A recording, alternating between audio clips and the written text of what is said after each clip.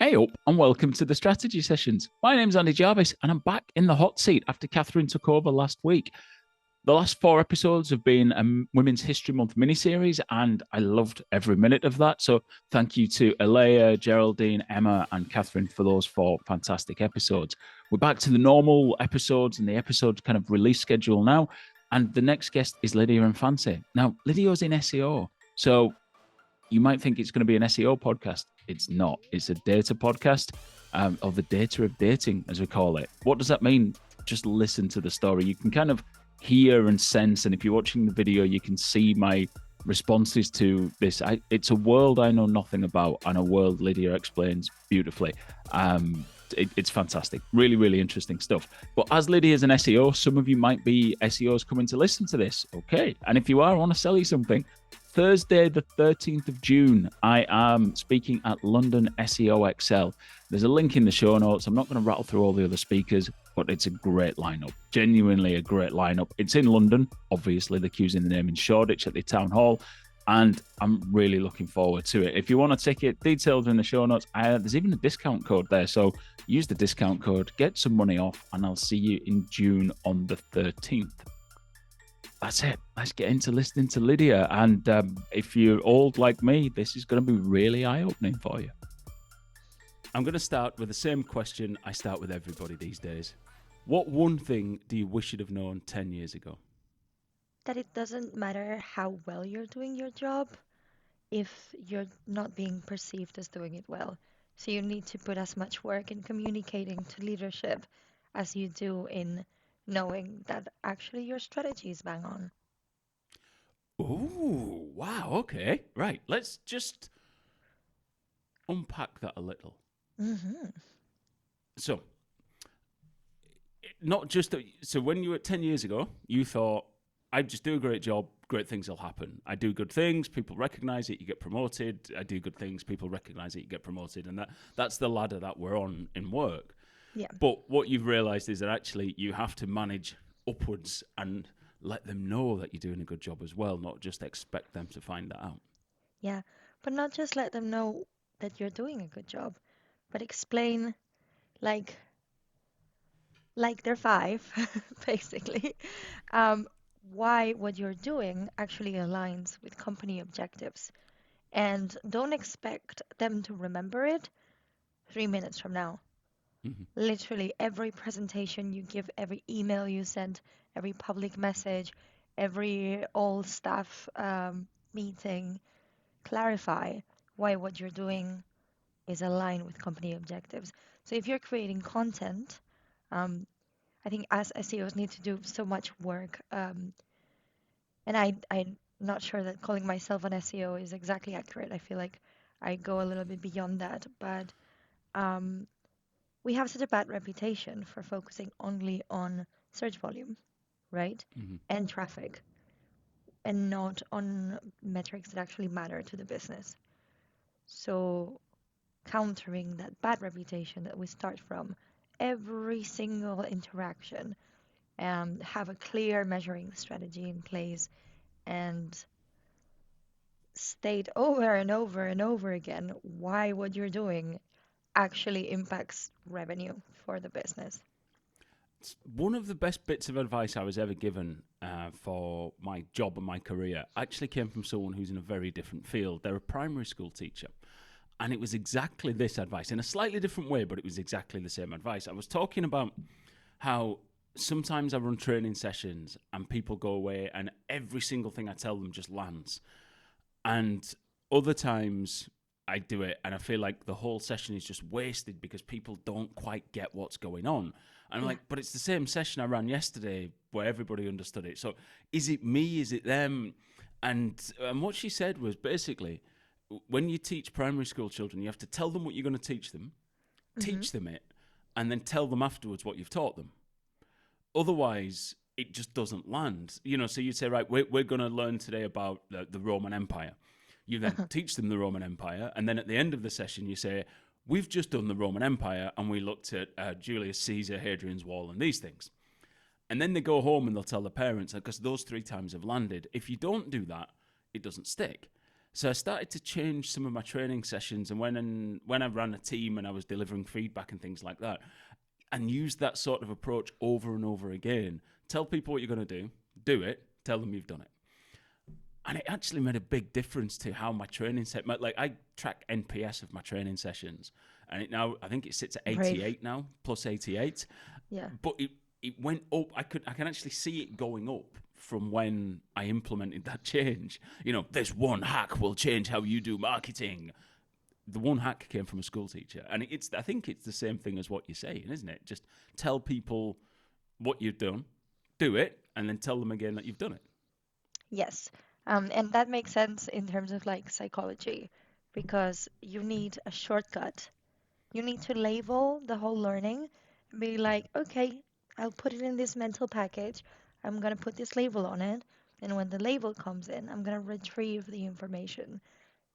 So yeah, that does make a lot of sense. And if you think about it back in a work context from from a school context, your manager or their manager has a lot of things going on, right? You depending on you're about to start work as head of international SEO at SurveyMonkey, and I'm Yep. assuming that when you get there, that the person you report into will have more than you reporting into them. They might have a team of, if it's a good organization, 6 people maybe. If it's a big busy organization, they might have 20 direct reports. Plus they're getting work passed down to them from their boss. Plus they've got everything that's going on at home in their life and all the different things. That one thing you dropped in a casual conversation over coffee once that you believe resonated with them Nope. didn't even land. Yep. They were nodding along while they were thinking, do Mhm. I need a costume for my child over Christmas? Yeah, and their phone, they've got an Apple Watch. I don't have one, but they've got an Apple Watch vibrating on the wrist, give them a notification. They can feel that in their pocket or in their bag going off as well. They're going, I've got this project I need to finish, and here's Lydia rattling on about something that I really don't care. Oh, she stopped talking. Shit. Yeah, Nod. no, Yeah, brilliant, perfect. Yeah, that's great. if you think that's the right thing to do, you keep doing that. Great, and off you go. Yeah, So, exactly. Yes. yeah. I So think, people be people, basically. yes, but what's interesting, and because both you and I do a lot of public speaking and communication, um, this skill set taken to capture and retain attention is a separate skill set from being remembered, right? hmm So if I want to capture and retain attention, I'm telling you a story, and it drives you, like it takes you on an emotional journey. But if I want you to remember what I taught you, I need to summarize it at the end of every point. Or I can, and this risks losing the attention at the beginning.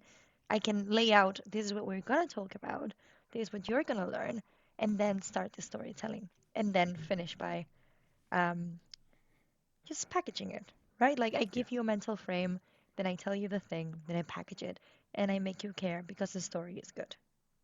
Yeah. Now, I accept that entirely. So when I do public speaking, George from Wix laughs at me all the time because every presentation I give has a really simple structure to it, right? I start with a story, which is often not about marketing, often maybe like a historic thing. And then there's a little turn at the end where, you go, why is Andy telling us a story about the history of beer? And then he turns at the end and you're like, oh, I get it, right? And then I go on and tell you some stuff about marketing and usually try and wrap it up with a reference back to the story at the beginning. That's simple.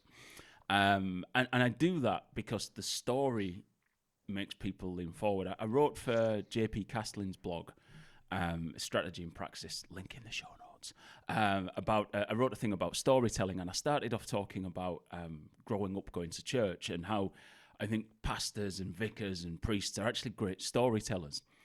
Because if you think of what religion is, here we are at Christmas time, right? You're asking people to believe in something they cannot see and cannot feel. I'm not here to disparage religion. Religion is asking people to take a leap of faith, right? Yep, And quite literally. quite literally a leap of faith. And religion has endured and is followed by billions of people across the planet because of the storytelling ability often of the person in front of them to communicate the aspects of that faith. And the one thing they never tell you in church, and I'm pretty sure in any religion, is stats. You never hear anyone who's religious giving a story going, and 73% of the Israelites followed him. Like, no one cares, right?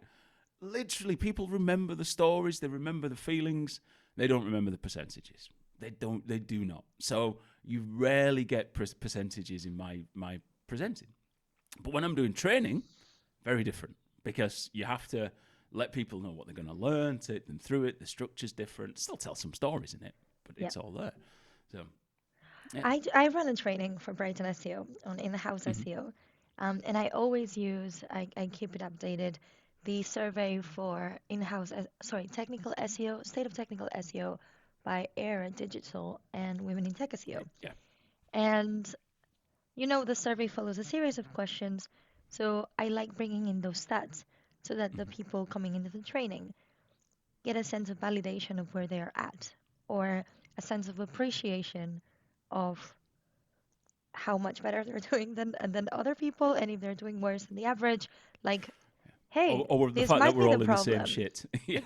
Exactly. So what I do when I'm about to show the stats is I just show the question, and then I ask them, like, well, what's your answer?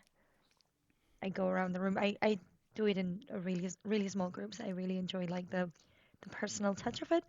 And then I show the stats. And then we discuss the feelings that the stats bring up when compared to our answers. So Yeah.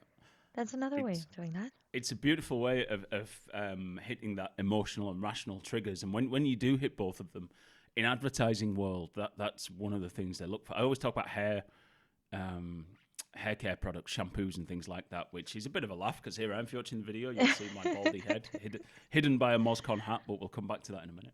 In fact, side note, I don't feel like I've ever looked more like a podcaster.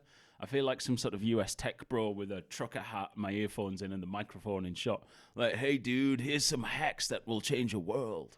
How I made $1 million with AI. Yeah, with this one quick change, and you just buy my course at $89.97. No, anyway, I have to say the hat's too colorful for a podcaster bro. Is it? Sorry. Oh dear. Yeah. I'm still learning. I've completely forgotten the point I was going to make. Oh yeah, shampoo. That's where I was going. If you look at shampoo adverts, they've always got an emotional and a rational cues to them. So they'll have some science. It'll be like, Q10 or scientific blurb will make your hair stronger. But then there's always this emotive bit of somebody wafting their hair around. Now, if you're watching the video, you'll see me trying to waft my imaginary hair around, and Lydia's doing it much better. Slow with motion actual hair, shots. With all right, stop showing it. No one likes to show off. Sort of wafting around, and there's an emotional bit to it as well. And that hitting the emotional and rational trigger is really important for making it land. So what you're doing there with the stats is the same thing. And that stat will land a lot better than just going 73% of in-house SEOs think that this is a problem. Nobody cares. Yep. Yeah. So while we're talking about emotional and rational problems, let's get on to why you're here, right? So here's the thing. When you've run a podcast for a number of years, you start to get pitches from people who want to come on podcasts. And most of them are depressingly similar and dog shit. They are often, mostly by a podcast agency or someone who works for a person. It's not that the podcast agencies are shit. It's that it's identical people use them. And it is almost always sort of white guys between the ages of sort of 35 and 45 who are probably paying podcast agencies to get them on shows. And it's always the same pitch. It's like, insert generic name, grew an agency from this to massive figure within so many years. He now helps other agencies do this, or he now sells this, or he's now written a book to help. And it's just like, I just couldn't have any of you on because you're boring as hell. In walks Lydia. Lydia sends me a message, says, can I come on the podcast? I've got something interesting to talk about. I'm like, what is it that's interesting? Because I speak at a lot of SEO events, and I don't like covering SEO too much on this podcast because it's not an SEO podcast and everyone's fed up of hearing me say that. But so I'm like, no, I just really want to talk about SEO. So what is it you want to talk about? And you were like, well, and not many things make me stop and go, oh, wow, okay, let's do it. So with that introduction, let's unpack this a little, because it's a world I genuinely know nothing about, but I've since Lucky started you, reading a few though. things about. So I'm old, and I grew up before these things were invented, and have never used them, and I'm married as well, so never have any plans to use them. What are we talking about? We're talking about dating. We're talking about dating apps. And acting like a complete crazy person with data and dating apps because, and I'm going to like go against our advice before, but like scientifically speaking, your choice of partner as a woman is the most impactful choice you're ever going to make in your financial well-being and your happiness. Okay. Um, and it's Christmas right now, right? Like we're recording this episode on Christmas, and I wanna remind everybody that the magic of Christmas is your mom. When the people who know what you want for Christmas, the gifts, the decoration, the food, the stuff that makes it all magical and exciting, is the care that women and the empathy that women put into the family. Now, this is not always true, and I hope it's going to become less and less true as the years go by. I hope this statement ages terribly. And if you are still listening to this podcast in 2 years, you think to yourself, what's she going on about? That's ridiculous. Um, but the truth of the matter right now is that your choice of partner is the biggest impact in your life. And statistically speaking, women are more unhappy in a relationship than they are single. Women who are single live longer. Um, it is the opposite for men. Men are happier in relationships. Men live longer in relationships. Men make more money when they're in relationships. Men do less housework when they're in relationships. The opposite for women. Okay? So you could say So the that question number one is, why do you want to be in a relationship? You exactly, live well, longer, be happy. you know, um, why do women want to be in relationships? Well, we've been told to aspire to wife, mother, all of our lives, right? From a Just patriarchal at this point, education can you hold perspective. your mug up again, please? Just for anyone who's watching the video. Fuck It's the a Taylor's version patriarchy. mug. Taylor's Absolutely. version. Fuck the patriarchy. It feels like it's very on brand for the rest of this conversation. Exactly. All right, so I go, not me, right? I'm not gonna be the one that lives less, is more unhappy, um, and does more housework hours. So how am I, with my patriarchal aspiration of wife and mother, going to turn it all around? Well, I have this annoying thing where I think I'm really smart. So I decided to use marketing and science to choose the best possible partner. And I I, developed. Go ahead, ask me no, a question because I it is can't. unhinged. You know, like I can't decide if I think this is genius or the most terrifying thing I've ever heard.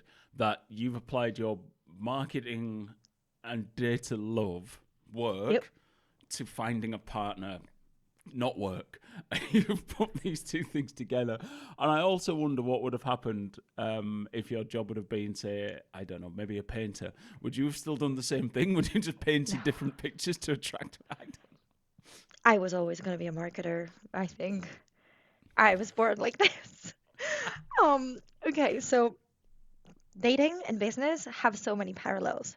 You can think of your dating profile or your dating persona as a product, and the places in which you're trying to find partners, they're going to be your distribution channels, right?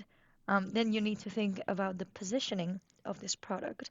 And you could potentially think about the price of this product, which is not price, unless you're in a very different business than me. Um, but well, there's a cost to taking you out, not just like I don't mean I don't. Oh, this There's a will all make time sense. We'll talk there's a about time this. cost, isn't there? I know some friends who've Exactly. been on the apps. They don't even call them dating apps; just say on the apps. The Talk apps. about the level of time that they have to spend doing the admin that's connected with it, and Yes. then, like I say, meeting people, going out on dates. That's a time commitment. It's a cost commitment, and all that sort of stuff. Yeah, there's a cost to Yeah. it.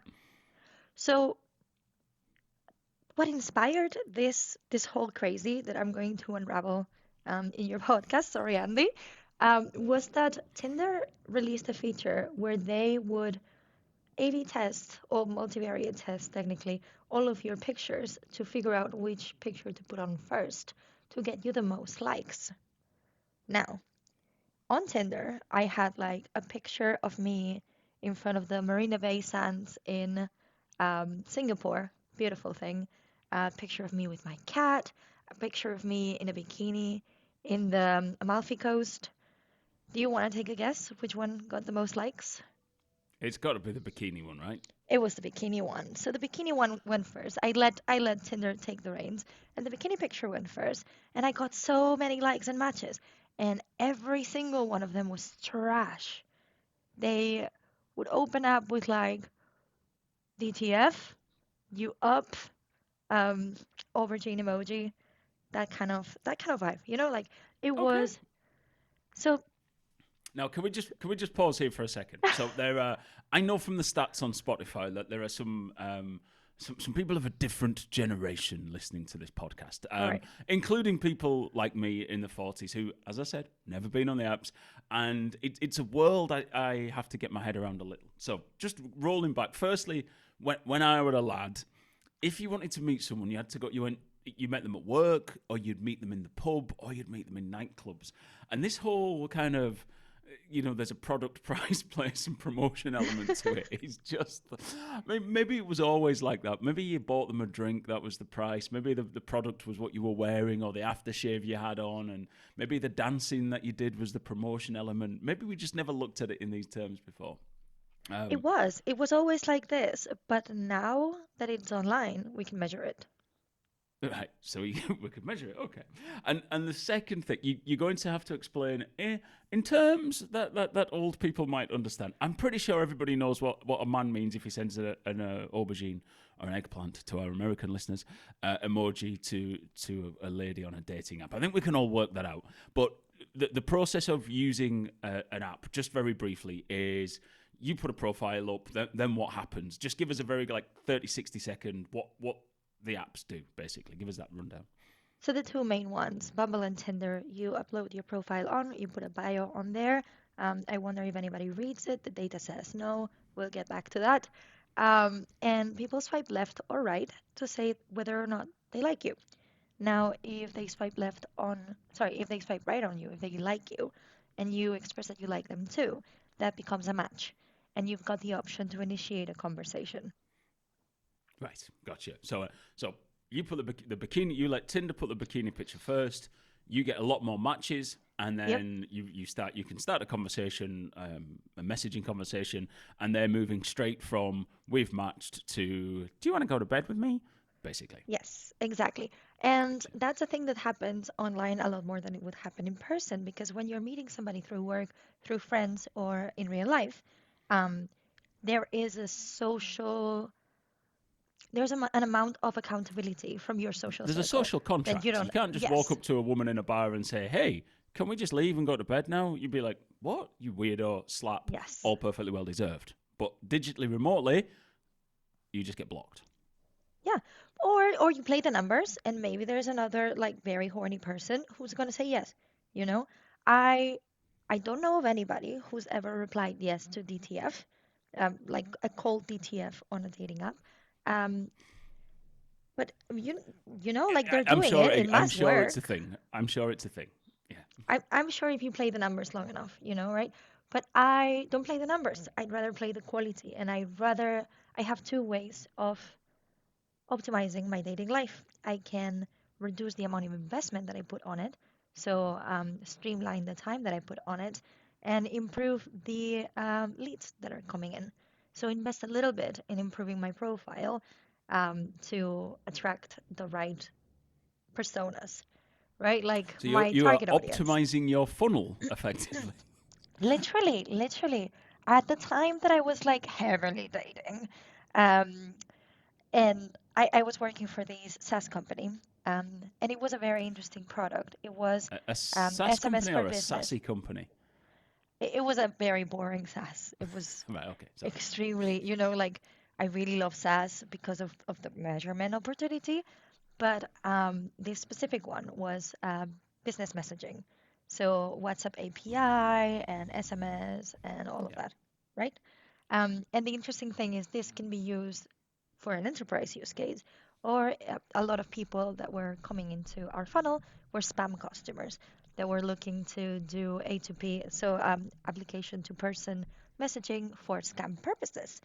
Um, so we were measuring as part of our sales pipeline.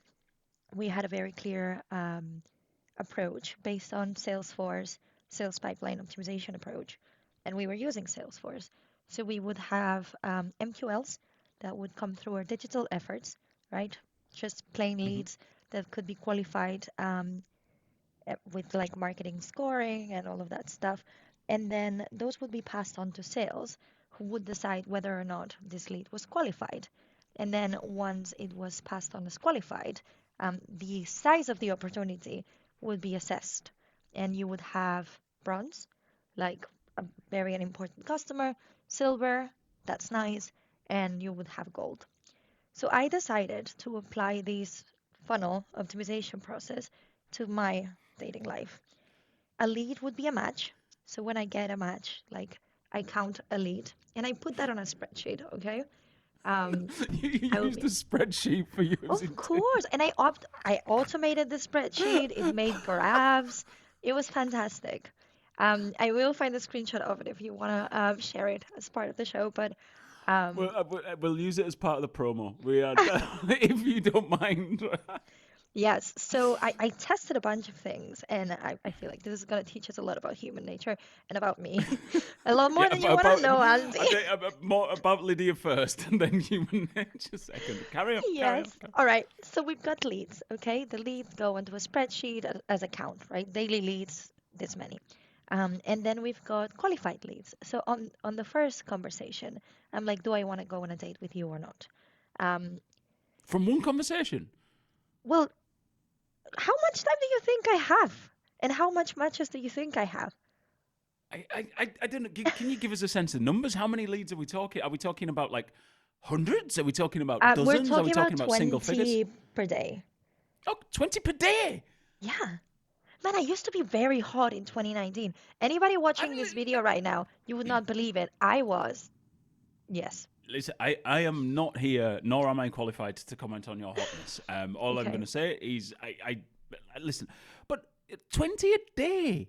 Yeah. Is this the reality of using dating apps? You're getting As a woman, in a yes. big city. I'm assuming like if you live out in the sticks, maybe you don't get this, but in a big city in England, 20 a day in terms of Yeah. matches. Yeah. Shit. And I was selective.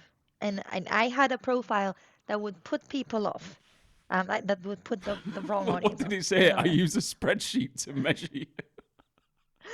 I know. No. Oh my God. So, well, we can get into it now. Like you're Yeah, yeah. Go on, thinking keep like, going, what keep the going. fuck, the Sorry, keep going. scale, right?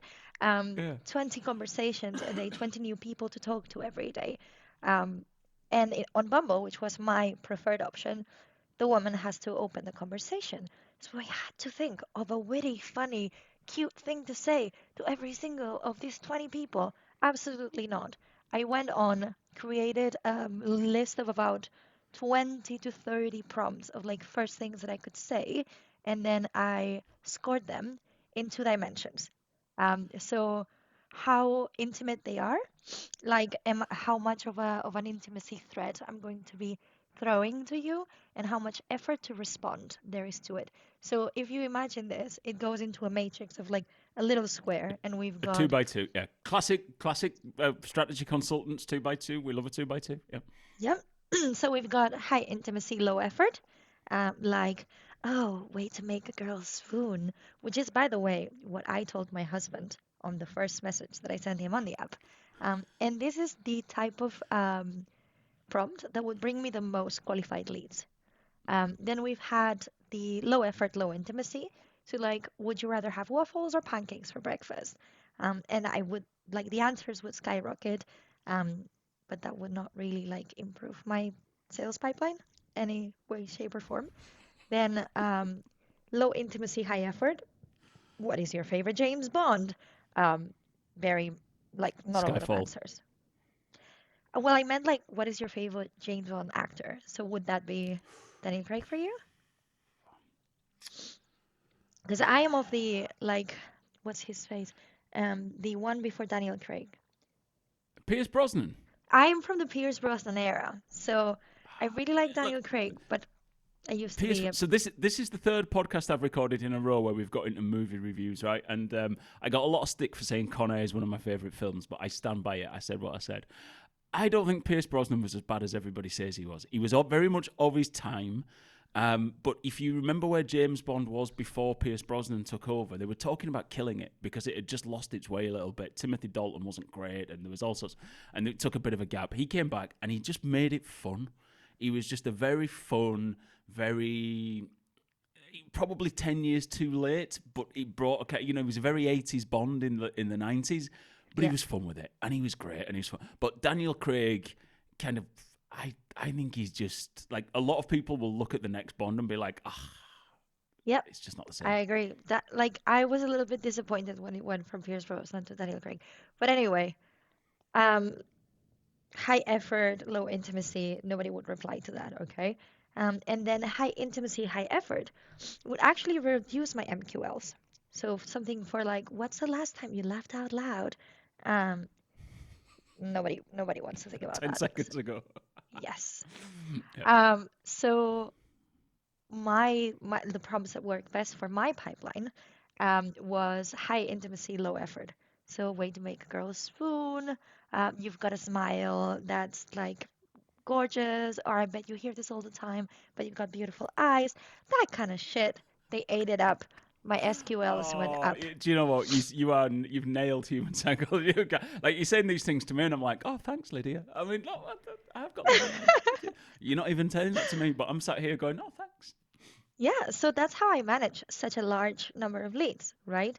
By having some marketing automation to it and A/B testing, multivariate testing, actually, the responses, like my messaging. I genuinely think anyone not anyone who's never been on a dating app, like me, like he's probably sat here. So older people are probably sat there going, is this how life works these days? I can imagine my mum listening to this. Not that she ever listens to the podcast, but listening, going, "What happened to going to a dance?" But this just doesn't seem real to me. But this is real. This actually happened. This is what you did. I mean, the market's gigantic, so you have to Yeah. like sort yourself out, and the stakes are fucking high.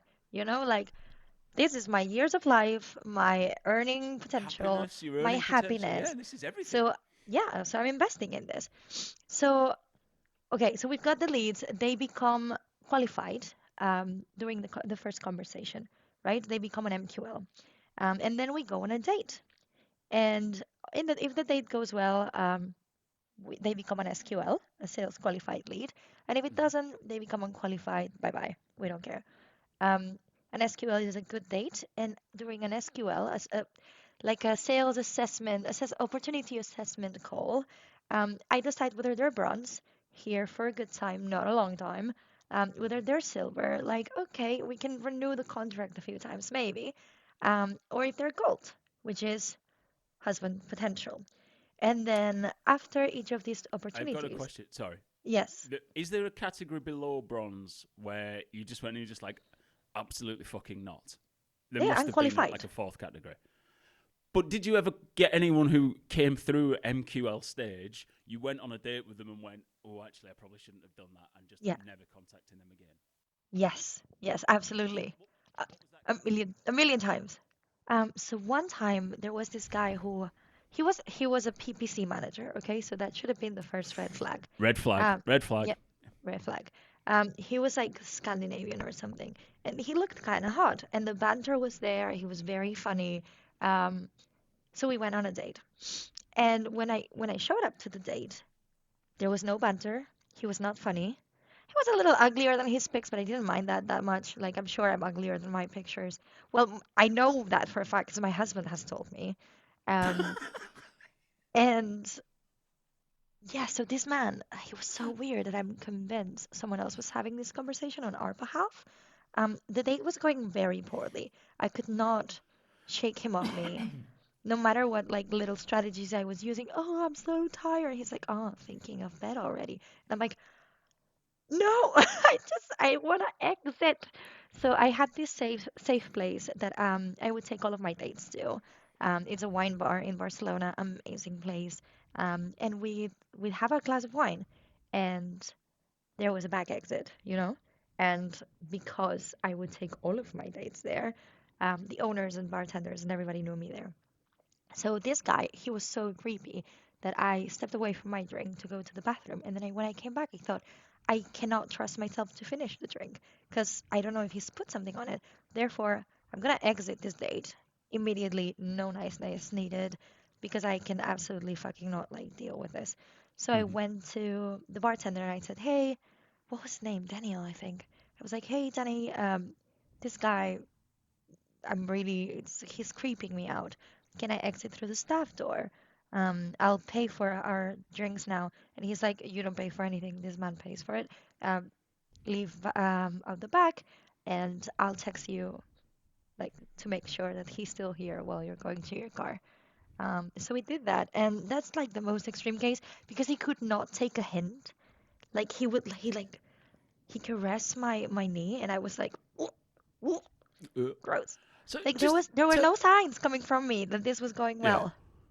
just tell me that as the dad of a teenage girl, when you go on a date, do you have a friend who you check in with, and you're like, right, I'm going on a date to this place with this guy at this time, and I'll check in with you by 10 p.m. And if I haven't, you need to call. Do you have that sort of fallback in place? Not really. I wish I did. I trusted my own ability to stay safe way too much Mm-hmm. because experience showed that I was not that safe all the time. Sorry to tell you, Andy, but it's brutal out there for women. Um, Fuck, this is blowing my mind. This genuinely, so it's terrifying.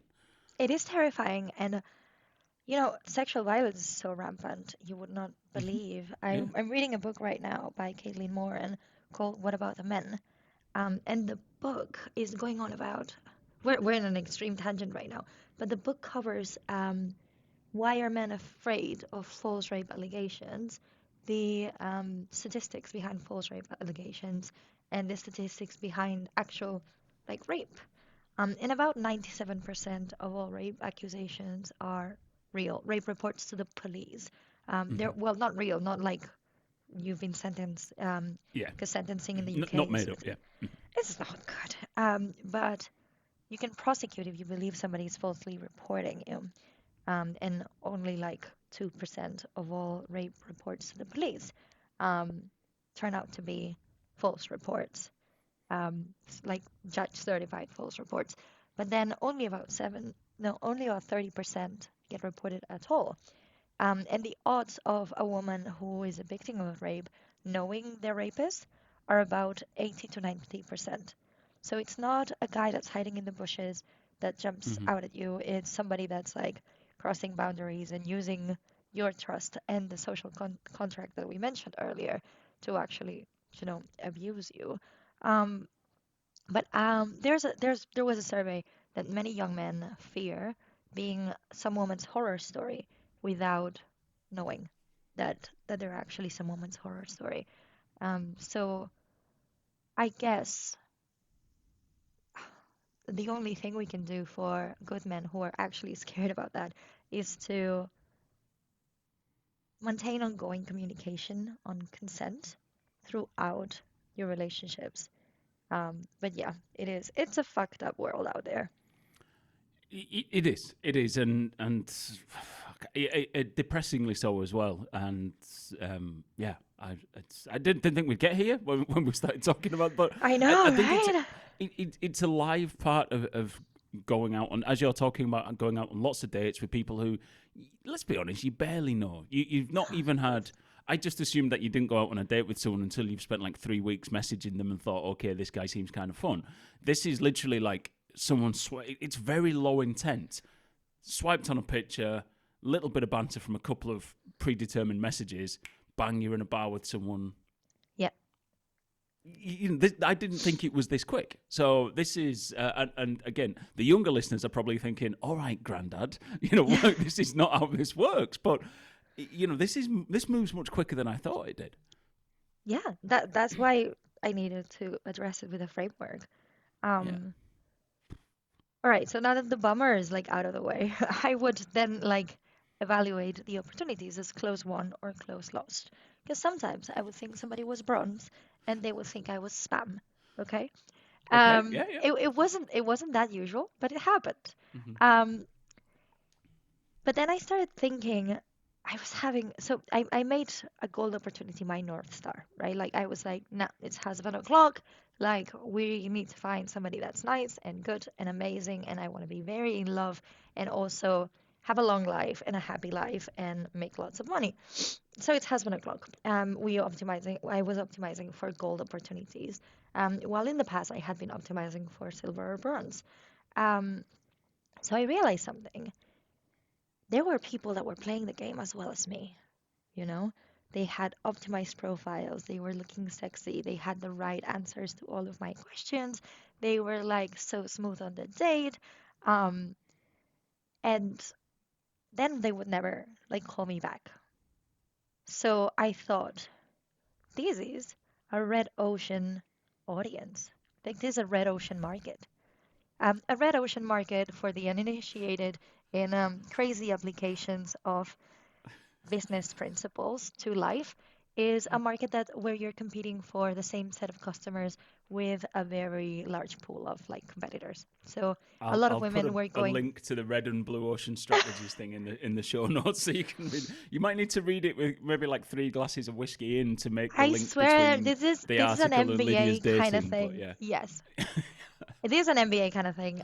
So I observed that this was a red ocean market. So I decided, how do I make this a blue ocean market? Do I change my targeting? Do I change my product or my positioning or my distribution channels? And I thought I'm going to change my targeting, and I'm going to look at these men who are not taking good pictures but are actually very good looking if you take a second look. And they might be having a lot less matches than me. And so that's how I started targeting nerds. And I So was so like, you've okay, married a really handsome man who's a shit photographer. That's what you've done. yeah, honestly, my husband's hot as fuck. I keep getting pictures with like Google Photos, memory of whatever. I'm like, how did I ever get that man? He was like a scrawny nerd when we first met. He's a software developer, so when I read software developer, I was like, yes, you are going into the sales pipeline. Um, and yeah, now he's like freaking jacked because he goes to the gym 5 times a week. And makes like 3 times more, three, yeah. Anyway, a lot more money than when I met him. Which talk about investing, Warren Buffett has got nothing on me. Um, Anyway, blue ocean strategy. Blue ocean strategy is when you start targeting customers in a space where they're not being targeted by your competitors. So I start looking at these nerds who are beautiful, but don't know it, and who are smart and funny and possibly kind. We'll figure it out on the date. So I matched with my husband, marked him as a gold opportunity on the first date. He was incredible, and then I married him. Um, but What was the knowing given that everything moves quicker than I think? You're not going to tell me you married him within like 2 months of the first date, are you? No, but it was kind of like pretty fast, okay? Okay. I had explored the market. I knew most of what was out there. I had a lot of information about what I liked and what I didn't like. And when I met him, I was like, holy shit. He's exactly what I want. He was kind. He had lived abroad in India and like he was mega smart. Um, I'm very in love with my husband. I don't know if that's coming across. But yeah, I actually went It on. feels like the decision-making matrix that being in love with him was about number 6 or 7. But then Yep. again, look, people keep saying millennials will only buy things because of purpose, and that's only ever about 6 or 7 on the Yep. decision-making tree. So maybe it's not that much of a problem. So I went on 2 more dates after meeting him, And I was so extremely bored on those dates compared to like being with him that I just shut the whole thing down. I was like, this is my gold opportunity. I deleted the spreadsheet. I then went back for it because, for the lols, it's a really good story. Um, but yeah, I knew within like 3 dates. So you knew within 3 dates, but what was the time lapse between then and and look, you're a modern woman. Did you propose to him? Give us the end of the love story. So you Oh, went on 3 dates and then what? we went on 3 dates, and then on date four, I was like, hey, I've been going on dates with other people, and I don't want to go on dates with other people anymore. And he's like, so I got you all for me? And I was like, yeah. He's like, oh my God, do you want to be my girlfriend? And I was like, yeah. So, date four, we were official. Um, he met my parents about a month later. My parents made an absolute show of themselves. They showed up a little tipsy because they were coming from a wedding. It was actually quite funny, and nobody, like, they did not speak the same language. Um, then I moved to Sheffield for work to Hmm. like go on to work for Rise at 7. And I was like, do you want to move to Sheffield with me? This was 4 months into knowing each other.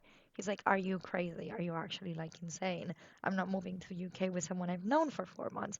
And I was like, yeah, fair enough. Well, do you want to move in for a month and help me out with like settling into the UK? So he did. We really enjoyed this practice living together run. He moved back to Spain, where he lived at the time, and we thought we were gonna be able to do like a long distance thing where we would visit each other every 2 weeks or so. And the pandemic, the second wave, hit, so Hmm. we weren't able to see each other for 2 months. We realized that we just wanted to be together, so he moved in with me in June that year. So about a year after we had met, we moved in together, and a year later, less than a year later, we were engaged. And about 2 years and a half into our relationship, we were married. Second Taylor Swift reference of the day. It's a love story, baby. Just Baby, just say. say yes. There we go. Yeah, Well, totally. I mean, let, I'm just going to move on quickly, right? Just very quickly. If you take this approach to your dating life, right? What are you like at work? You must fucking love a spreadsheet, right? I love a You must like wake spreadsheet. up in the morning dreaming of. Are you Excel or are you Google Sheets? Google Sheets. Google I'm a Sheets. You must Google wake up Sheets in the girl. morning dreaming of Google Sheets. But I get to play with Google Sheets again today and all of the data. I am more of a CRM lady. I'm like, ooh, what is the sales pipeline looking like? Did we bring in more revenue? Size matters when it comes to revenue. So, yeah. Listen, right? Anyone who knows me knows I love a Willy joke, but I tend not to make them on the podcast. This is Hey, my you're the one episode who brought 60. up Willy's. I've been talking about pipeline.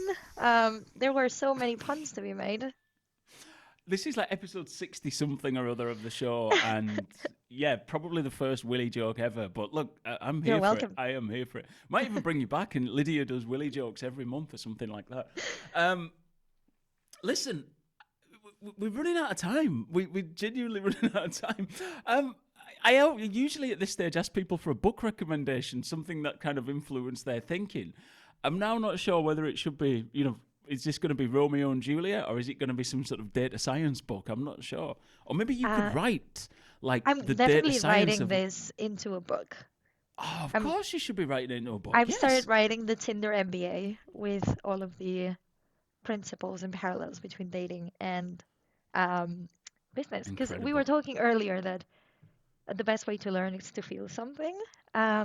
So there's a lot of business principles to be learned from the dating world, and the dating world is a lot more interesting than the business world.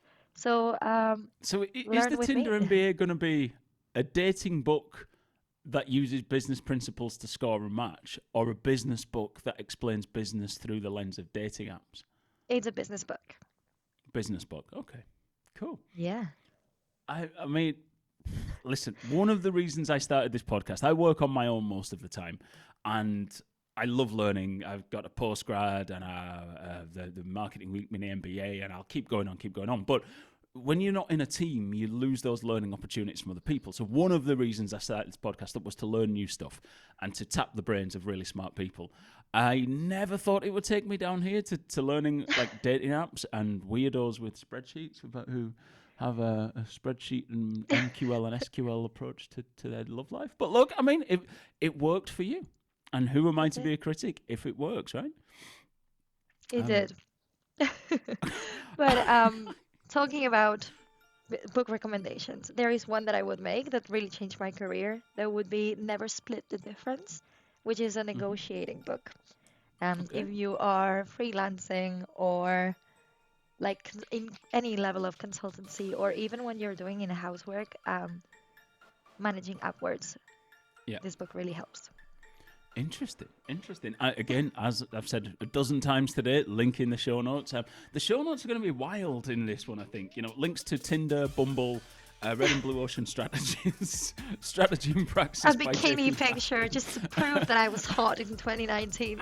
I'm not comfortable as a 43-year-old man, but I'll be 44 when this comes out, about putting bikini pics of someone in my podcast. Like, even though it's part of the thing, I think not everyone would listen, because my funnel is people see it and not listen to it before they move through that. Oh, and wow. people would just go, who is this prick and why is he They doing would be that? like, what the? Yeah. Yeah. We'll put your LinkedIn details, and are you just LinkedIn? Have you given up on Twitter yet? Or no, not yet. So you can find me on Twitter at Lidia Infante M. And sometimes I still tweet stuff.